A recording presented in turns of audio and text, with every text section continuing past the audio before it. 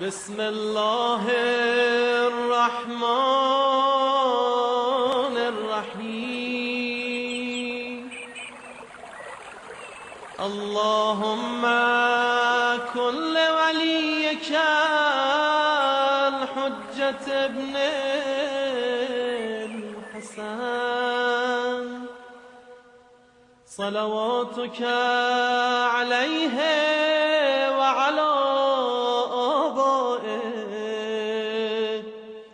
في هذه الساعة وفي كل ساعة وليا وحافظا وقائدا وناصرا ودليلا وعينا